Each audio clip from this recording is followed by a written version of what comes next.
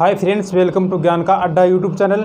सभी साथियों का आज की अपनी इस कक्षा 10 की सामाजिक विज्ञान की क्लास में स्वागत है दोस्तों। तो दोस्तों, हमारा जो टॉपिक चल रहा है वो कौन सा चल रहा है? स्वर्णिम भारत के इतिहास के बारे में चल रहा है दोस्तों। यानी कि जो स्वर्णिम भारत है उसका जो प्रारंभ से लेकर के और 1206 ईस्वी तक का जो इतिहास है उसके बारे में हम क्या कर रहे हैं, अध्ययन कर रहे हैं। तो दोस्तों, आज हम पढ़ेंगे पाल वंश के बारे में, है ना। जो पाल वंश है उसके बारे में क्या करेंगे दोस्तों, आज हम अध्ययन करेंगे। तो चलिए शुरू करते हैं पाल वंश के बारे में। और दोस्तों, हमारा जो ये क्लास है ये शुरू होने से पहले दोस्तों आप क्या करोगे, अभी के अभी जो ये वीडियो है इसको अभी अपने जो फ्रेंड्स हैं उनके पास में शेयर कर दो। और जो हमारा चैनल है ज्ञान का अड्डा, इसको क्या है अभी सब्सक्राइब कर दो दोस्तों। यही मेरी आपसे क्या है रिक्वेस्ट है। तो चलिए दोस्तों शुरू करते हैं आज की अपनी क्लास को, ठीक है ना। तो दोस्तों, जो पाल वंश है, पाल वंश के जो संस्थापक थे वो संस्थापक कौन थे दोस्तों? गोपाल। यानी कि पाल वंश के संस्थापक कौन थे दोस्तों? बंगाल राज्य। यानी मैं बात करूँगा पाल वंश की, तो पाल वंश की स्थापना किसने की? बंगाल राज्य में, बंगाल राज्य में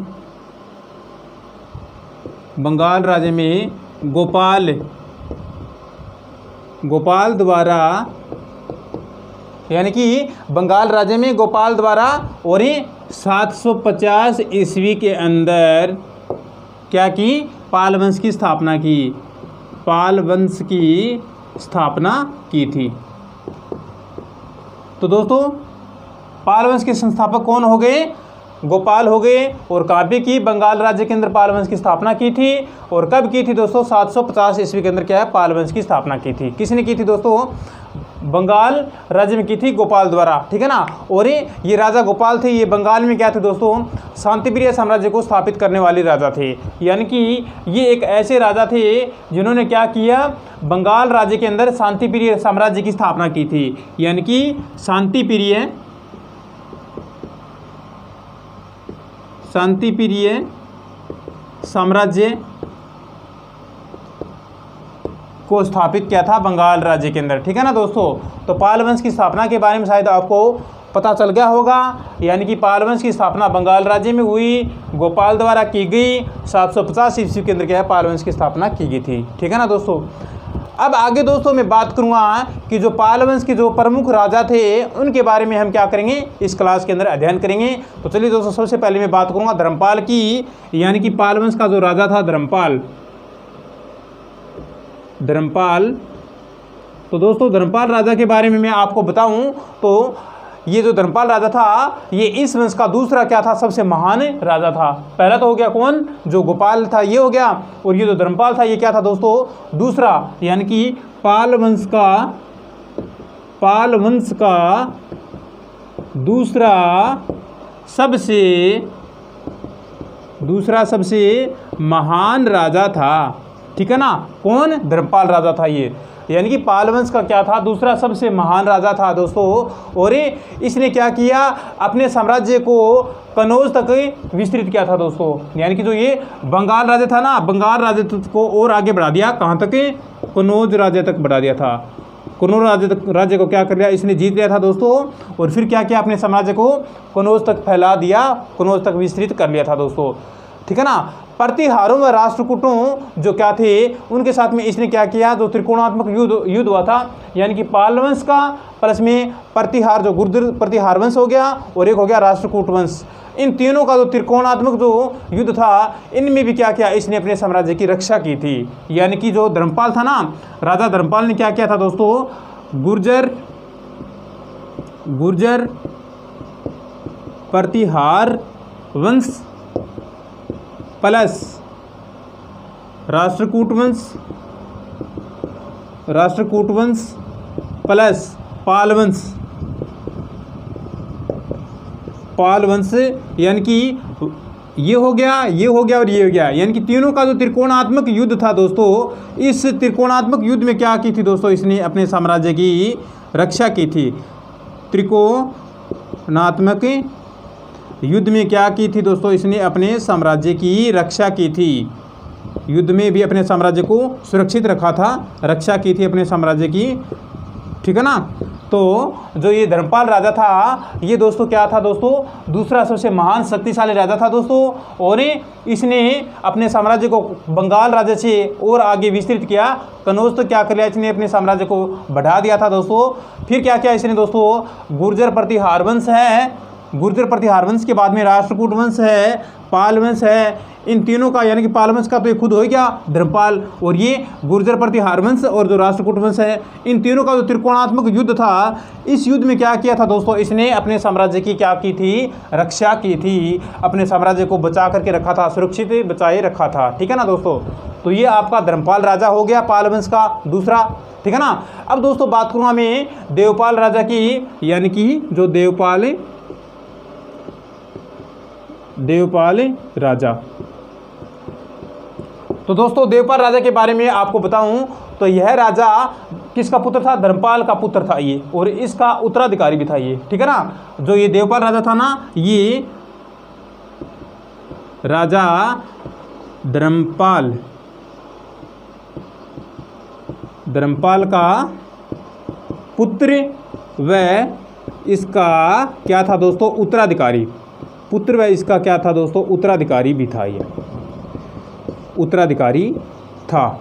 ठीक है ना। तो देवपाल कौन था दोस्तों, राजा धर्मपाल का पुत्र था ये, और इसका उत्तराधिकारी था दोस्तों। और इसने क्या किया, इसने भी अनेक युद्धों के अंदर दोस्तों, अनेक युद्धों में विजय प्राप्त की थी।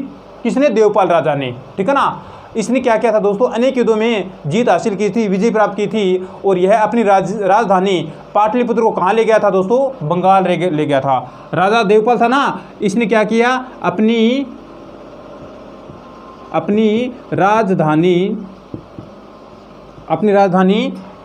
राजधानी पाटलिपुत्र को कहाँ ले गया था दोस्तों, बंगाल ले गया था दोस्तों। अपनी राजधानी पाटलिपुत्र को बंगाल ले गया था। ठीक है ना दोस्तों। तो ये बात भी आपके लिए मस्त है दोस्तों, यानी कि राजा धर्मपाल था, ये अपनी राजधानी यानी कि पाटलिपुत्र थी इसकी राजधानी, इस राजधानी को इसने कहाँ ले गया था दोस्तों, बंगाल में ले गया था दोस्तों। फिर क्या किया इसने दोस्तों, सुमात्रा के राजा जिसका नाम था दोस्तों बालपुत्र देव, सुमात्रा के राजा का नाम था दोस्तों बालपुत्र देव का दूत भी क्या हुआ, इसकी राज्यसभा में आया था दोस्तों। यानी कि सुमात्रा के राजा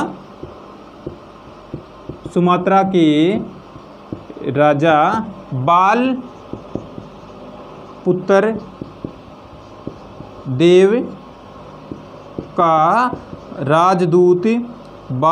देव का राजदूत इसके दरबार में आया था। ठीक है ना। सुमात्रा का राजा जिसका क्या नाम था, बालपुत्र देव, और इस बालपुत्र देव का जो दूत था वो भी क्या हुआ था दोस्तों, इसकी राज्यसभा में या फिर इसके राज दरबार में आया था दोस्तों। फिर बात आती है किसकी, कि देवपाल ने जो ये पालवंश है, इस पालवंश में 810 ईस्वी तक क्या किया था दोस्तों, यानी कि 810 से तो स्टार्ट किया था अपने शासन को, और 850 ईस्वी तक किसने क्या किया, शासन किया था देवपाल ने। यानी कि देवपाल ने पाल वंश में 810 ईस्वी से लेकर 850 ईस्वी तक क्या किया, शासन किया। याद रह जाएगी दोस्तों आपकी ये बात है। यानी कि पाल वंश के राजा देवपाल ने क्या किया, अपने वंश के अंदर 810 ईस्वी से स्टार्ट किया अपने शासन को बनाए हुए, और 850 ईस्वी तक क्या किया, अपने शासन को बनाए रखा था इसने, जो पाल वंश के अंदर। ठीक है ना दोस्तों। इसके बाद दोस्तों बात आती है पाल वंश की जो राज्य शक्ति वो कमज़ोर हो गई थी दोस्तों। यानी कि 850 ईस्वी के बाद दोस्तों क्या है, इसका जो देवपाल का जो शासन था वो ख़त्म हो गया। फिर क्या है दोस्तों, पाल वंश की जो राज्य शक्ति वो क्या होगी, कमज़ोर होगी। ठीक है ना। देवपाल के बाद में दोस्तों जो पाल वंश की जो राज्य शक्ति थी, राज्य शक्ति क्या होगी दोस्तों, कमज़ोर हो गई। किसके शासनकाल के बाद, देवपाल राजा के शासनकाल के बाद। ठीक है ना दोस्तों। अब दोस्तों बात करूँगा मैं महिपाल प्रथम की, यानी कि पाल वंश का जो अगला राजा था जिसका नाम था महिपाल प्रथम।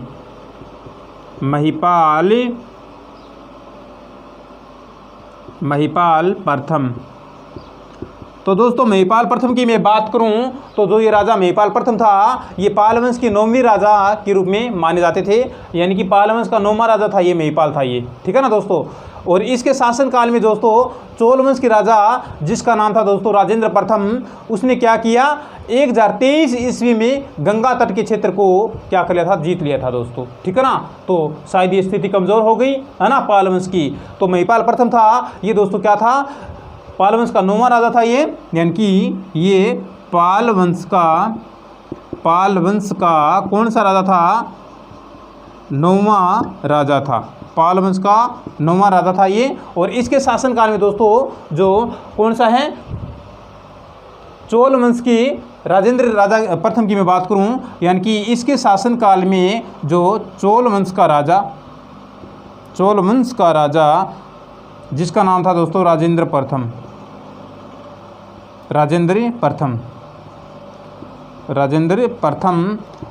ने क्या किया दोस्तों, राजेंद्र प्रथम ने 1023 ईस्वी में गंगा तट के क्षेत्र को क्या कर लिया था दोस्तों, जीत लिया था। 1023 ईस्वी में क्या किया, गंगा जो नदी है इसके तट क्षेत्र को, गंगा तट क्षेत्र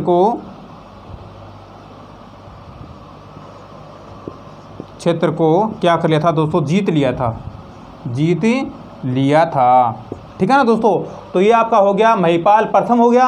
तो महिपाल प्रथम पाल वंश का 9वां राजा था दोस्तों। और इसके शासनकाल में चोल वंश का जो राजेंद्र प्रथम था राजा, इसने क्या किया, चोल वंश के राजेंद्र प्रथम राजा ने इसने 1023 ईस्वी में गंगा नदी का जो तटीय क्षेत्र है उसको जीत लिया था दोस्तों। ठीक है ना। अब आगे दोस्तों मैं बात करूँगा कि पाल वंश का अगला राजा कौन था, यानी कि रामपाल की। यानी कि आगे किसकी बात आती है दोस्तों, रामपाल की बात करूँ मैं, तो रामपाल राजा था पाल वंश का अगला राजा था ये रामपाल राजा। तो दोस्तों इसके बारे में आपको बताऊं कि यह राजा था ना, यह राजा इस वंश का यानी कि पाल वंश का क्या था, पराक्रमी राजा था ये, यानी कि यह राजा इस वंश का पराक्रमी राजा था। ठीक है ना दोस्तों, राजा था। इसके बाद दोस्तों बात करूँगा मैं कि इसने जिन विजयों यानी कि इसने जो विजय प्राप्त की थी ना, उनसे क्या है, पाल वंश के साम्राज्य की शक्ति क्या हुई थी, उसका विकास हुआ था, शक्ति बढ़ी थी। यानी कि जो रामपाल राजा था, इसने जिन जिन विजयों को प्राप्त किया था उनसे क्या हुआ, जो पाल वंश के साम्राज्य की क्या थी, शक्ति थी, वो उसका विकास हुआ था। पाल वंश के जिन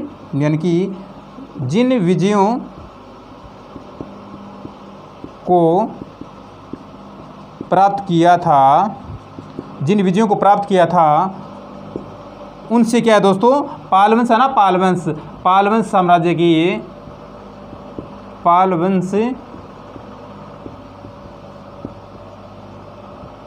वंश साम्राज्य की शक्ति का विकास हुआ था। ठीक है ना दोस्तों। तो रामपाल राजा था, ये पराक्रमी राजा था, और इसने जिन विजयों को प्राप्त किया था उन विजयों के द्वारा क्या दोस्तों, पाल वंश साम्राज्य की शक्ति क्या हुई थी, उसका विकास हुआ था, शक्ति बढ़ी थी। ठीक है ना दोस्तों। अब जो अगला राजा था पाल वंश का, वो था कौन सा, नयपाल राजा। ठीक है ना दोस्तों। अगले राजा का नाम है नयपाल राजा। ठीक है ना। पाल वंश का अगला राजा है नयपाल राजा। तो यह पाल वंश के 10वें राजा थे दोस्तों, है ना। ये नयपाल राजा था ना, ये पाल वंश के 10वें राजा थे दोस्तों। और इसने क्या किया दोस्तों, इसके शासनकाल में प्रसिद्ध बौद्ध भिक्षु अतीसा नाम था उसका, वो तिब्बत के राजा द्वारा बुलाने पर कहाँ गए थे, वहाँ पे गए थे। ठीक है ना। यानी कि इसके शासनकाल की मैं बात करूँ तो इसके शासनकाल में प्रसिद्ध बौद्ध भिक्षु ये 10वें राजा थे। ठीक है ना। और इसके शासनकाल में प्रसिद्ध बौद्ध भिक्षु जिसका नाम था दोस्तों अतीसा। प्रसिद्ध बौद्ध भिक्षु जिसका नाम था दोस्तों अतीसा। अतीसा क्या हुआ दोस्तों, तिब्बत के राजा द्वारा बुलाने पर ये कहाँ हुए, वहाँ पे चले गए थे। तिब्बत के राजा ने इसको बुलाया था तो ये तिब्बत चले गए थे दोस्तों। कौन, प्रसिद्ध बौद्ध भिक्षु जिसका नाम था अतीसा। ये यानी कि तिब्बत के राजा ने इसको बुलाया था। तिब्बत के राजा द्वारा बुलाने पर ये वहाँ चले गए थे। ठीक है ना दोस्तों। तो ये थे दोस्तों पाल वंश के राजा, यानी कि नयपाल जो राजा था ये पाल वंश का 10वां राजा था। और ये दोस्तों इसके शासनकाल की मैं बात करूं तो इसके शासनकाल में जो प्रसिद्ध बौद्ध भिक्षु है जिसका नाम था दोस्तों अतीसा नाम का जो बौद्ध भिक्षु था, ये दोस्तों तिब्बत के जो राजा थे उसने, तिब्बत के राजा ने क्या किया, इसको बुलाया था अपने पास में। तो इसके बुलाने पर ये जो अतीसा था ना ये वहाँ चला गया था दोस्तों, ठीक है ना, तिब्बत के राजा के पास में। तो ये दोस्तों के थे पाल वंश के जो प्रमुख राजा थे, उनके बारे में मैंने आपको बताया। तो शायद आपके समझ में आया होगा दोस्तों। फिर से एक बार देख लो, मैं आपको फिर से रिपीटेशन करवा देता हूँ दोस्तों पाल वंश के राजाओं की। तो सबसे पहले बात करूँगा मैं पाल वंश के संस्थापक की। तो पाल वंश के संस्थापक का नाम है दोस्तों गोपाल, यानी कि पाल वंश की स्थापना किसने की थी दोस्तों, गोपाल ने। यानी कि पाल आ गया तो पाल वंश की स्थापना किसने की थी, गोपाल नामक व्यक्ति ने की थी, गोपाल नामक राजा ने की थी। और कब की थी मेरे दोस्तों, तो पाल वंश की स्थापना 750 ईस्वी के अंदर की थी दोस्तों। और कहाँ पे की थी दोस्तों, तो पाल वंश की जो साम्राज्य है इसकी स्थापना बंगाल राज्य में की थी। यानी कि पाल वंश की स्थापना बंगाल राज्य में गोपाल द्वारा 750 ईस्वी में की गई थी, ठीक है ना दोस्तों। शायद आप समझ में आ गया होगा दोस्तों पाल वंश की स्थापना के बारे में। अब दोस्तों बात आएगी पाल वंश के जो प्रमुख राजा थे उनके बारे में। तो पाल वंश के जो प्रमुख राजा थे उनमें मैं पहले लूँगा किसको, धर्मपाल को। तो धर्मपाल एक ऐसे राजा थे, तो क्या थे ये, बहुत ही पराक्रमी और जो शक्तिशाली राजा थे। ये पाल वंश का क्या था, ये दूसरा सबसे महान और शक्तिशाली राजा था, धर्मपाल था ये। और इसने जो बंगाल राज्य था इसको कनौज तक और आगे बढ़ा दिया था, अपने साम्राज्य को और ज़्यादा विस्तृत कर लिया था। यानी कि कनौज को क्या कर लिया, इसने अपने साम्राज्य में मिला लिया था, ठीक है ना दोस्तों। शायद ये बात आपके समझ में आई होगी। इसके बाद दोस्तों बात आएगी किसकी, कि जो गुर्जर प्रतिहार वंश प्लस में राष्ट्रकूट वंश प्लस में पाल वंश, इन तीनों का जो त्रिकोणात्मक जो युद्ध हुआ था, उस युद्ध में भी क्या की दोस्तों, धर्मपाल राजा ने अपने साम्राज्य की क्या की थी, रक्षा की थी, साम्राज्य को सुरक्षित रखा था दोस्तों, यानी कि बचा करके रखा था गुर्जर प्रतिहार वंश के राजाओं से, राष्ट्रकूट के राजाओं से, ठीक है ना। अपने साम्राज्य को क्या कर लिया था, इसने बचा के रखा था दोस्तों, किसने, धर्मपाल राजा ने। तो धर्मपाल राजा पाल वंश का दूसरा सबसे शक्तिशाली महान राजा था। कनौज को इसने अपने साम्राज्य के अंदर और मिला लिया था दोस्तों, बढ़ा दिया था अपने साम्राज्य को, कनौज मिला करके। गुर्जर प्रतिहार वंश, राष्ट्रकूट वंश, पाल वंश, ये त्रिकोणात्मक युद्ध हुआ था। इस युद्ध के अंदर दोस्तों जो पाल वंश राजा था धर्मपाल, इसने अपने साम्राज्य को बचा के रखा था, सुरक्षित रखा था दोस्तों, ठीक है ना। अब आगे दोस्तों मैं बात करूँगा कि जो देवपाल राजा थे, देवपाल राजा की मैं बात करूँ तो ये देवपाल था, ये किसका पुत्र था दोस्तों, राजा धर्मपाल का पुत्र था। और इसका क्या था, उत्तराधिकारी था। यानी कि जो राजा देवपाल था, पाल वंश का राजा था ये राजा धर्मपाल का पुत्र था और वह इसका क्या था, उत्तराधिकारी था, ठीक है ना दोस्तों। और ये देवपाल ने अपनी राजधानी जिसका नाम था पाटलिपुत्र, देवपाल ने क्या किया, अपनी राजधानी पाटलिपुत्र को बंगाल ले गया था, ठीक है ना दोस्तों।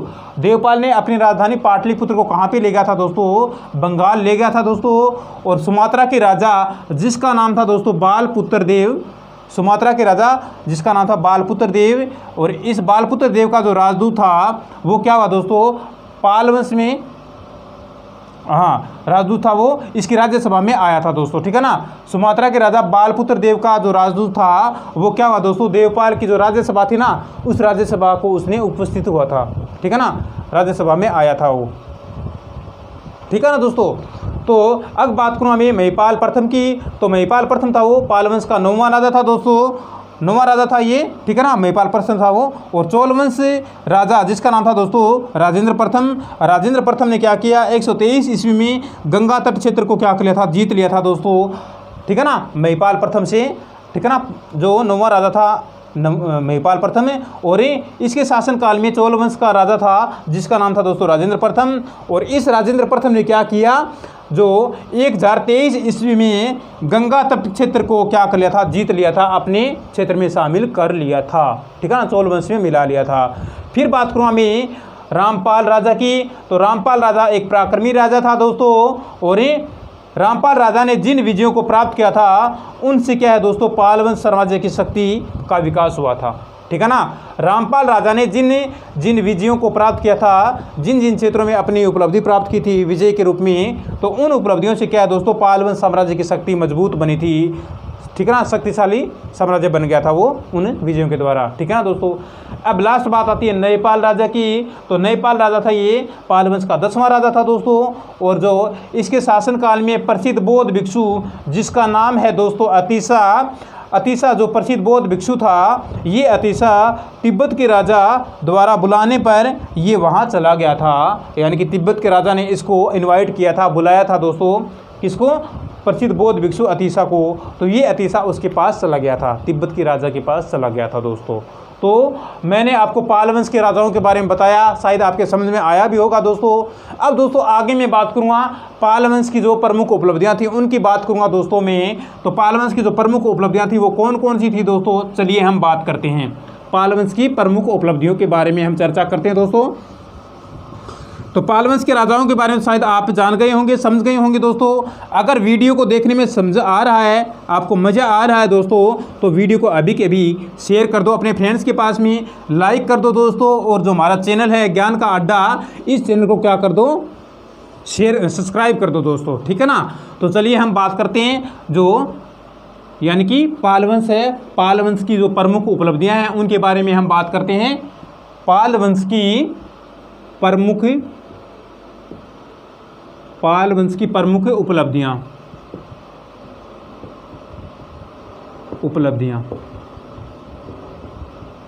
तो दोस्तों पाल वंश की प्रमुख उपलब्धियों में आपको बताऊंगा कि पाल वंश के जो सभी राजा थे वो बौद्ध धर्म के क्या थे, अनुयायी थे, उपासक थे।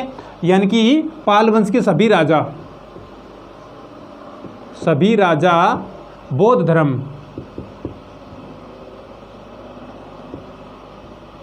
धर्म को मानने वाले थे, बौद्ध धर्म के अनुयायी थे। ठीक है ना दोस्तों। पाल वंश के जो सभी राजा थे वो बौद्ध धर्म को मानने वाले थे, उसके अनुयायी थे दोस्तों। इसके बाद दोस्तों मैं बात करूँगा कि जो पाल वंश के जो शासनकाल में अनेक बौद्ध जो शिक्षा केंद्र थे उनकी स्थापना की गई थी। यानी कि जो पाल वंश का जो शासनकाल था, इस शासनकाल में दोस्तों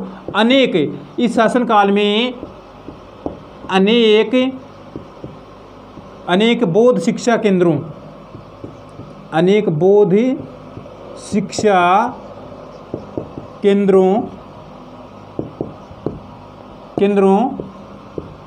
की स्थापना की गई थी दोस्तों। ठीक है ना। इसके बाद दोस्तों मैं बात करूँगा कि जैसे स्थापना के रूप में हम देखें कि जो प्रसिद्ध महाविहार हैं, वो जो प्रसिद्ध नालंदा है, प्रसिद्ध विक्रमाशील है, इनका क्या है, पाल वंश के राजाओं ने संरक्षण किया था। यानी कि महाविहारों का नालंदा है तथा विक्रमाशील है।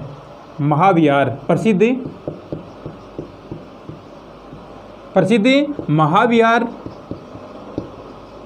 महाविहार हो गया, नालंदा तथा विक्रमाशील।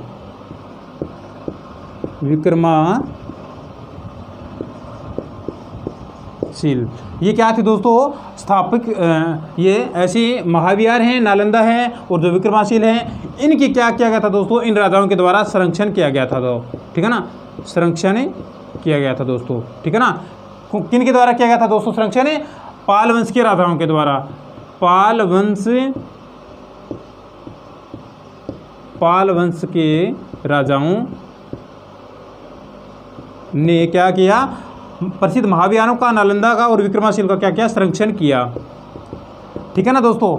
अब दोस्तों मैं बात करूँगा कि जो पाल वंश के राजा थे वो मुख्य रूप से कला तथा वास्तुकला के बहुत बड़े क्या थे, प्रेमी थे दोस्तों। यानी कि कला और जो वास्तुकला है, कला व वास्तुकला, पाल वंश के राजा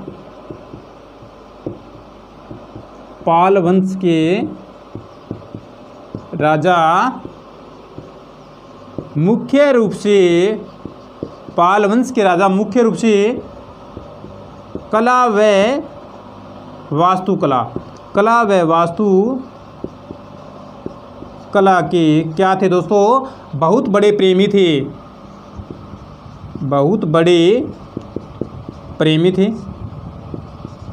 थे। ठीक है ना दोस्तों।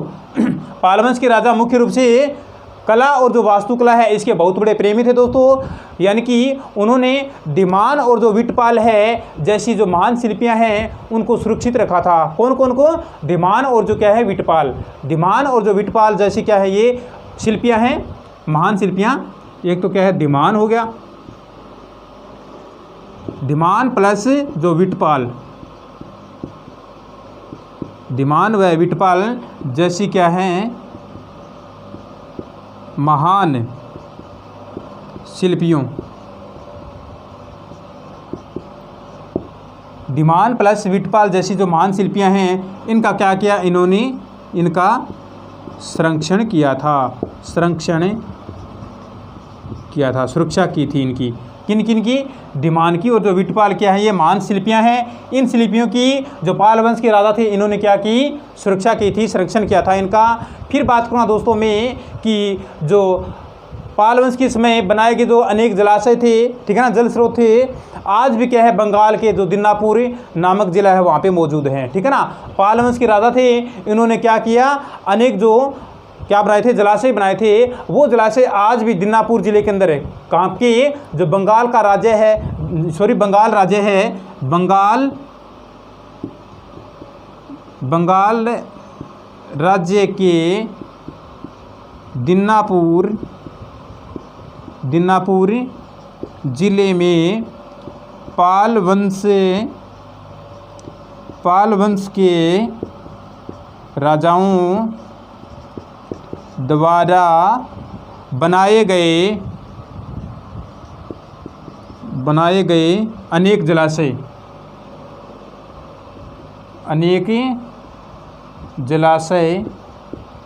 आज भी क्या है? मौजूद हैं दोस्तों वहाँ पे।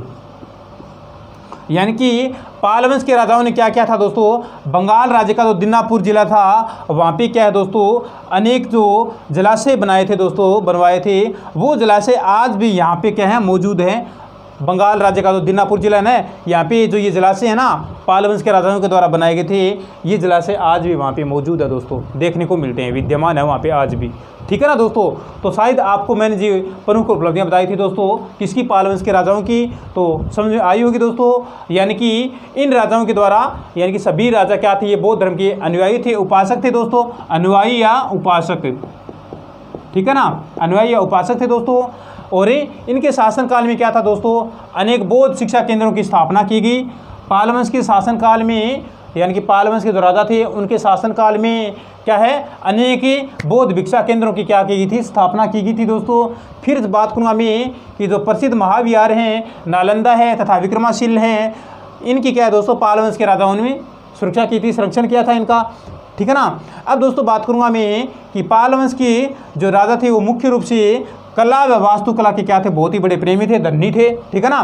पाल वंश के राजा थे वो मुख्य रूप से कला और जो वास्तुकला है इसके क्या थे? बहुत बड़े प्रेमी थे दोस्तों। फिर बात करूँगा दोस्तों में जो शिल्पियों की, तो दिमान और क्या है? विटपाल, ये ऐसी जो महान शिल्पियाँ थी, इन शिल्पियों का क्या किया? इन पाल वंश के राजाओं ने संरक्षण किया था दोस्तों, ठीक है ना। अब बात आती है किसकी? बंगाल राज्य के अंदर, यानी कि पाल वंश के राजाओं ने अनेक बड़े बड़े जलाशय बनवाए थे दोस्तों, और वो जलाशय आज भी बंगाल राज्य का जो दिनाजपुर जिला है, इस दिनाजपुर जिले के अंदर क्या है? मौजूद हैं वो जलाशय, ठीक है ना दोस्तों। तो पाल वंश शायद आपको समझ में आया होगा दोस्तों। अगर समझ में आया है तो दोस्तों वीडियो को शेयर और हमारा जो चैनल है इसको सब्सक्राइब कर दो प्लीज़ दोस्तों, ठीक है ना। अब आगे हम पढ़ेंगे किसके बारे में? चोल वंश के बारे में पढ़ेंगे दोस्तों।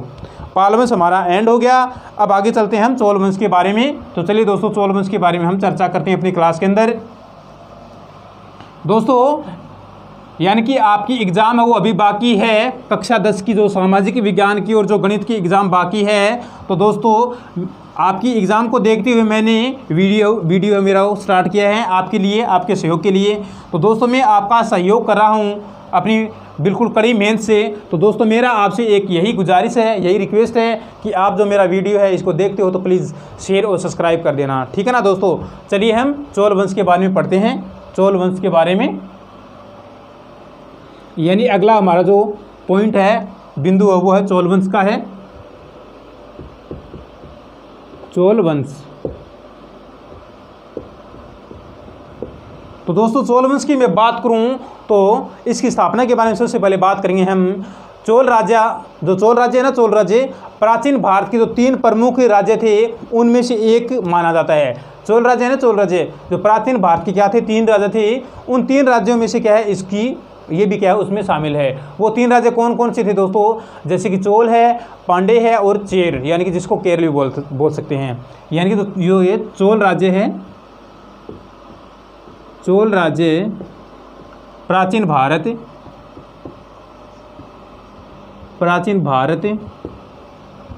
चोल राज्य प्राचीन भारत के जो 3 राज्य थे उनमें से क्या है दोस्तों, एक है, ठीक है ना। वो 3 राज्य कौन कौन से थे दोस्तों, जैसे चोल हो गया, पांडे हो गया और चेर या फिर जिसको केरल भी बोल सकते हैं। वो 3 राज्य कौन कौन से हैं दोस्तों, जैसे चोल, पांडे और चेर या फिर इसको केरल भी कह दो, ठीक है ना दोस्तों। ये 3 राज्य थे दोस्तों प्राचीन काल के अंदर हमारे भारत के। उन 3 राज्यों में क्या है दोस्तों, ये चोल राज्य है, इसका स्थान भी आता है, ठीक है ना दोस्तों। अब आगे दोस्तों बात करूँगा मैं कि जो ये चोल राज्य है, इस राज्य का क्या है दोस्तों वर्णन अशोक के जो अभिलेख हैं उन अभिलेखों में स्वतंत्र राज्य के रूप में मिलता है। यानी कि जो ये चोल राज्य है, इस राज्य का वर्णन अशोक द्वारा जो लिखित क्या है, जो रचित अभिलेख हैं, अशोक द्वारा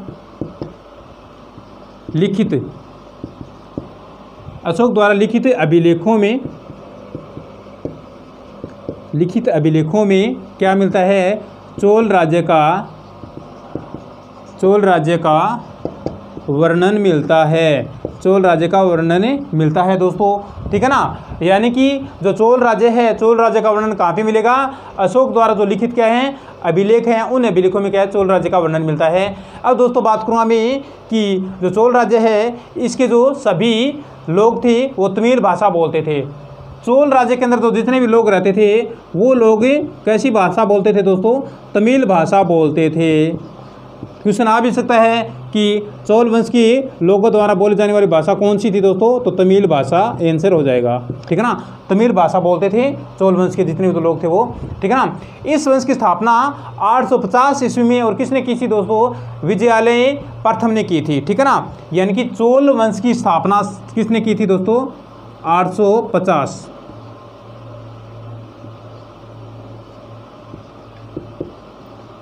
चोल वंश की स्थापना 850 में विजयालय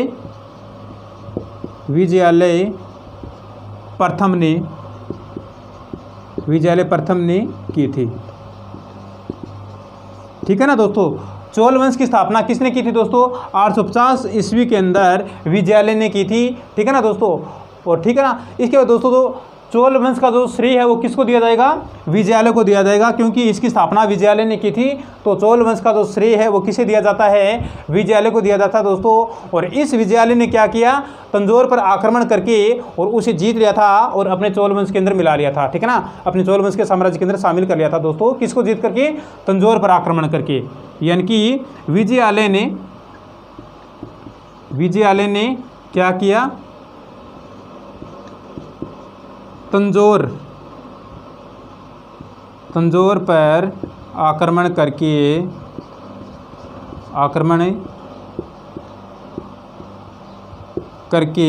इसे जीतकर क्या किया, अपने साम्राज्य में मिला लिया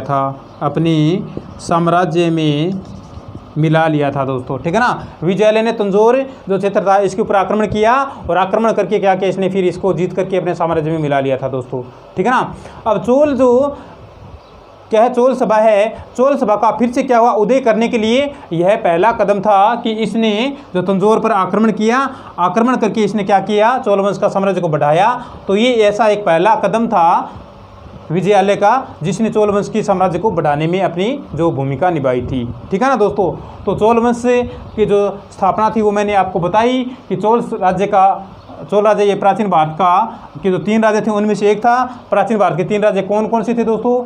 जैसे चोल हो गया, पांडे हो गया और चेर या फिर इसको केरल कह सकते हैं। और अशोक द्वारा जो लिखित अभिलेख हैं उन अभिलेखों में क्या है दोस्तों, जो चोल राज्य हैं इन चोल राज्य का क्या है वर्णन मिलता है। और ये चोल राज्य के जो लोग थे वो लोग क्या है दोस्तों, तमिल भाषा बोलने वाले थे, यानी कि चोल साम्राज्य के अंदर तमिल भाषा बोली जाती थी दोस्तों। अब बात करूँगा मैं कि चोल वंश की जो स्थापना है वो 850 ईस्वी में हुई थी। और किसने की थी दोस्तों? विजयालय प्रथम ने की थी दोस्तों। उसके बाद में विजयालय प्रथम ने क्या किया कि जो तंजौर पर आक्रमण किया, इसने आक्रमण करके और इसने क्या किया, तंजौर को जीत लिया। और तंजौर को जीतने के बाद में इसने तंजौर को अपने साम्राज्य में मिला लिया था दोस्तों। और ये तंजौर पर आक्रमण करके जीत थी, ये विजय थी। ये विजय क्या थी दोस्तों? चोल वंश के साम्राज्य को आगे बढ़ाने की जो एक पहला कदम के रूप में क्या थी, जीत थी, ये उपलब्धि थी।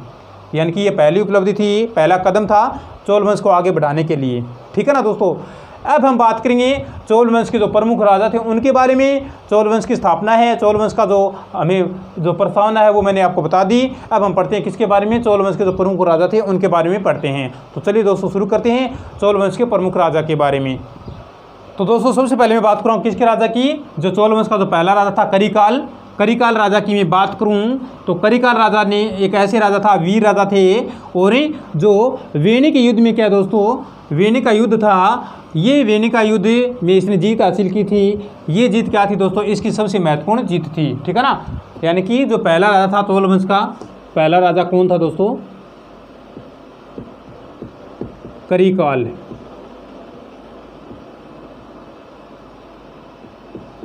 करिकाल करिकाल राजा की मैं बात करूं तो करिकाल राजा एक वीर राजा था दोस्तों। और वेनिक का युद्ध था वो करिकाल की जीवन का सबसे महत्वपूर्ण युद्ध था दोस्तों। यानी कि इसने ये क्या था दोस्तों, एक वीर राजा थे। ठीक है ना। वेनिक का युद्ध, वेनिक का युद्ध, वेनिक का युद्ध दोस्तों करिकाल की जीवन का सबसे महत्वपूर्ण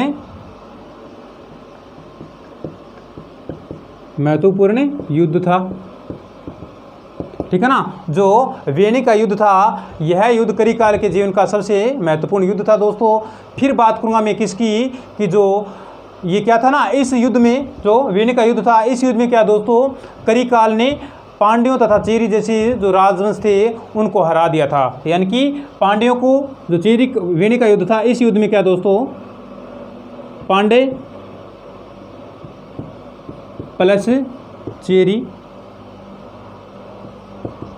चेर के राजाओं को हरा दिया था। ठीक है ना दोस्तों। हराने के बाद मैं दोस्तों बात करूं कि जो हमारे भारत का जो साम्राज्य था वो इसने फिर स्थापित किया इनके, यानी कि इनके राजाओं को, और इनके राजाओं को हराने के बाद में क्या किया इसने, फिर करिकाल ने भारत का साम्राज्य वो इसने स्थापित कर लिया था दोस्तों। फिर बात करूँगा मैं कि इसने पुहार और जो क्या है पुगार नामक नगर की स्थापना की थी। पुहार और जो पुगार, यानी कि पुहार तथा पुगार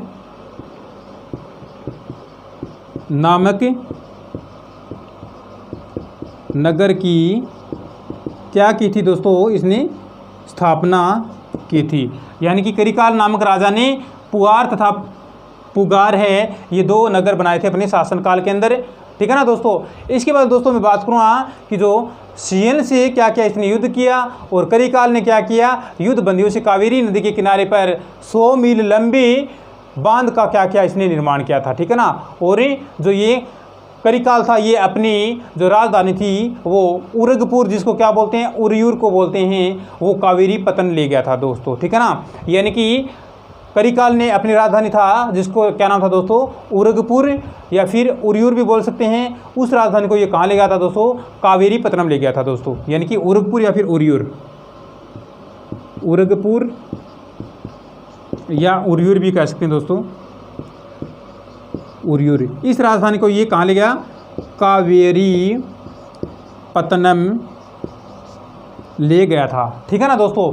तो ये थी दोस्तों करिकालें जो राजा था इसकी जीवनी थी, इसका शासनकाल था दोस्तों, ठीक है ना। इसने 100 मीटर लंबे बांध का भी निर्माण कराया था दोस्तों कावेरी नदी के ऊपर, यानी कि कावेरी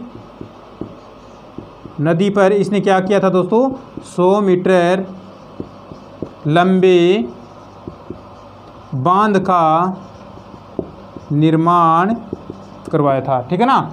तो दोस्तों करिकाल राजा के बारे में शायद आप समझ गए होंगे दोस्तों। इसके बाद में दोस्तों मैं बात करूँगा किसकी, जो राजा आदित्य था उसकी बात करूँ मैं, राजा आदित्य की। 2 नंबर राजा था राजा आदित्य, ये चोल वंश का राजा था दोस्तों राजा आदित्य। तो राजा आदित्य की मैं बात करूं तो यह राजा विजयालय का क्या था, पुत्र था तथा उसका उत्तराधिकारी था, ठीक है ना। ये राजा आदित्य था, ये क्या था दोस्तों, विजयालय का पुत्र था और उसका क्या था, ये उत्तराधिकारी भी था, विजयालय का पुत्र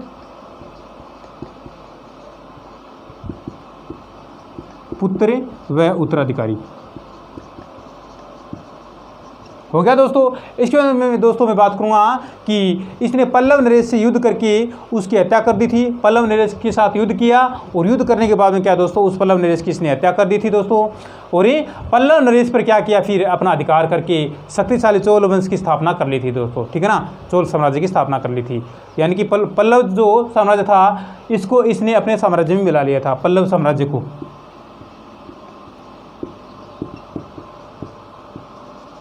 पल्लव साम्राज्य क्या किया, इसने अपने साम्राज्य के अंदर मिला लिया था दोस्तों। फिर बात करूँगा मैं परांतक प्रथम राजा की, जो चोल वंश का राजा था, परांतक प्रथम तीसरा राजा है।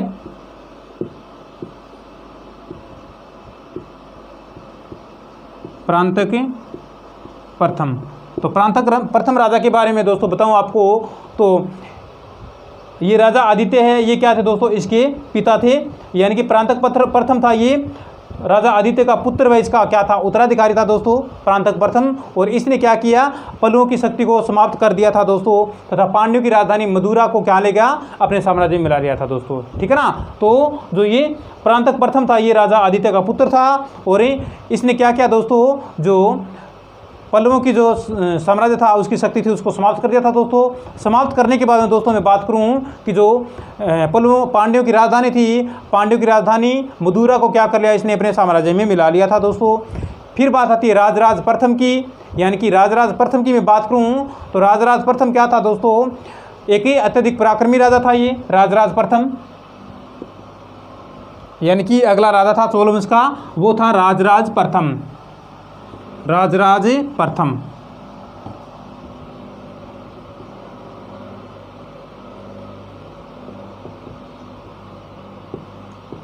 राजराज प्रथम, तो राजराज प्रथम क्या था दोस्तों, एक शक्तिशाली राजा था दोस्तों, पराक्रमी राजा था। इसका शासनकाल है, यानी कि इसका शासनकाल की मैं बात करूं तो 985 ईस्वी से लेकर के 1013 ईस्वी तक क्या दोस्तों इसका शासनकाल माना जाता है राजराज प्रथम का, 985 से 1013 ईस्वी, ठीक है ना। और ये पराक्रमी राजा था, ये कैसा राजा था दोस्तों, पराक्रमी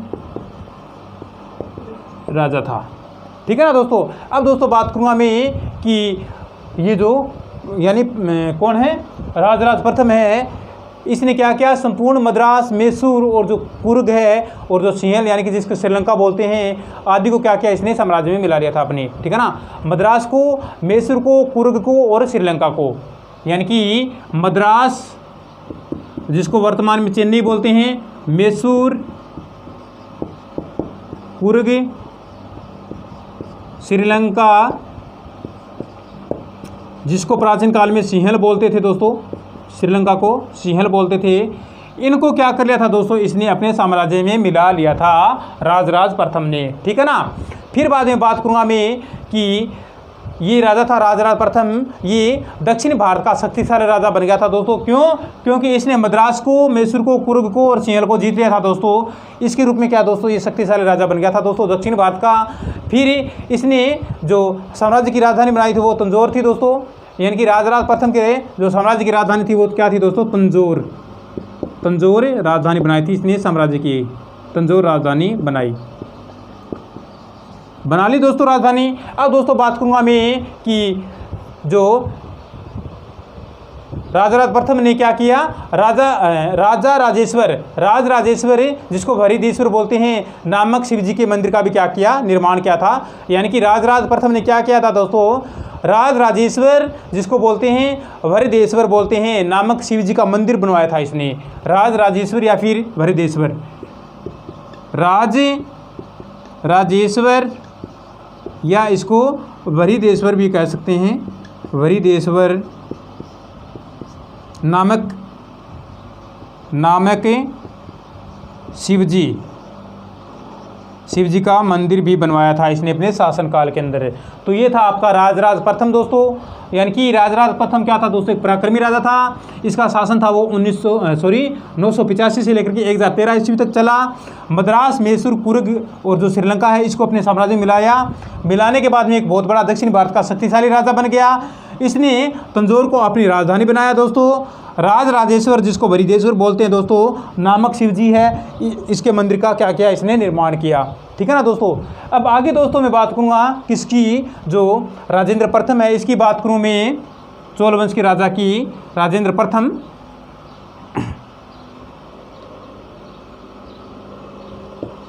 राजेंद्र प्रथम, तो दोस्तों राजेंद्र प्रथम की मैं बात करूं तो यह राजराज प्रथम का क्या था दोस्तों, पुत्र था और उसका उत्तराधिकारी था। यानी कि राजराज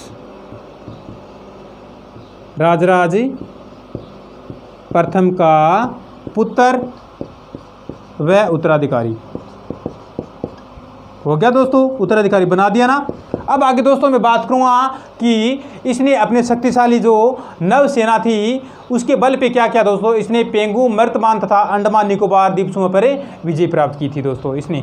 यानी कि पेंगू, मर्तमान और जो अंडमान निकोबार द्वीप समूह है उससे क्या की इसने विजय प्राप्त की थी। ठीक है ना। अपनी जो नौसेना का गठन किया था दोस्तों इसने, जो पेंगू,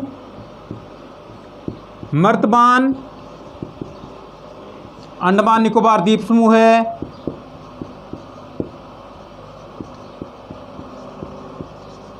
अंडमान निकोबार द्वीप समूह है, इनके ऊपर इसने क्या की, जीत हासिल कर ली थी दोस्तों। राजेंद्र प्रथम ने जीत हासिल करने के बाद में दोस्तों इसने क्या किया, बंगाल और जो बिहार के राजा महिपाल से क्या किया, इसने युद्ध किया। यानी कि बंगाल और जो बिहार का राजा था जिसका नाम था महिपाल, उससे क्या किया, इसने युद्ध किया। और युद्ध के दौरान क्या है, उसने किसको हरा दिया, महिपाल को हरा दिया। और बंगाल और जो बिहार है इसको क्या कर दिया, अपने साम्राज्य में मिला लिया। बंगाल व बिहार को भी क्या किया, फिर इसने अपने साम्राज्य में मिला लिया, बंगाल व बिहार को। ठीक है ना दोस्तों।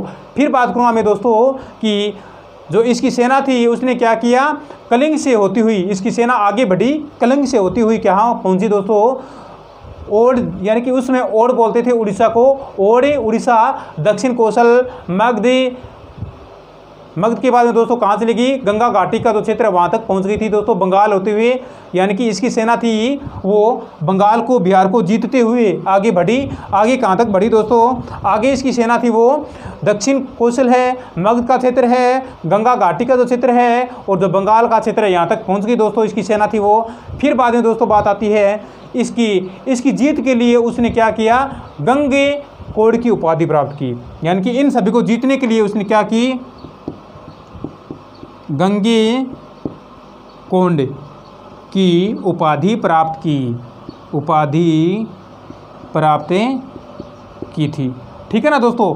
तो ये आपका हो गया राजेंद्र प्रथम। ठीक है ना दोस्तों। तो राजेंद्र प्रथम की मैंने आपको बात बताई कि ये क्या था, राजराज प्रथम का पुत्र था और उसका उत्तराधिकारी था दोस्तों। पेंगू, मर्तबान, अंडमान निकोबार द्वीप समूह है, इसके ऊपर इसने क्या किया, आक्रमण करके इसको जीत लिया था दोस्तों। उसके बाद में बंगाल और बिहार का राजा था महिपाल के साथ इसने क्या किया, युद्ध किया। फिर युद्ध के दौरान क्या दोस्तों, उसको हरा दिया। हराने के बाद में दोस्तों बंगाल और जो बिहार के ऊपर क्या इसका साम्राज्य हो गया। फिर बाद में दोस्तों बात आती है कि इसकी सेना थी वो, यानी कि मगध होते हुए, बंगाल होते हुए और दक्षिण कौशल होते हुए और गंगा घाटी के क्षेत्र तक होते हुए आगे तक पहुंच गई।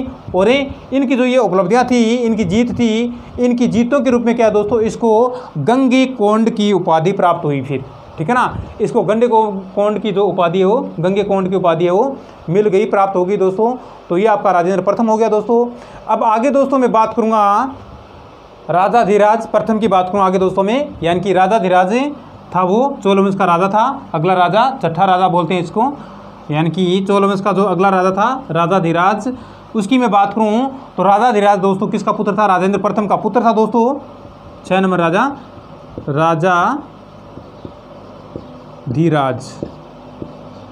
प्रथम, ठीक है ना दोस्तों। ये क्या था दोस्तों? राजेंद्र प्रथम का पुत्र, वह उत्तराधिकारी था, ठीक है ना दोस्तों। और इसने साम्राज्यवादी जो नीति थी उसको बनाए रखा था दोस्तों। इसने अपनी जो साम्राज्यवादी नीति थी, साम्राज्यवादी नीति को क्या कर रखा, बनाए रखा दोस्तों। लेकिन जो ये राजा था, यह चालुक्य राजा सोमेश्वर के साथ युद्ध करते हुए क्या हो गए? मारे गए। यानी कि चालुक्य वंश का राजा था जिसका नाम था दोस्तों सोमेश्वर। यानी कि ये राजा राजाधिराज, ये चालुक्य राजा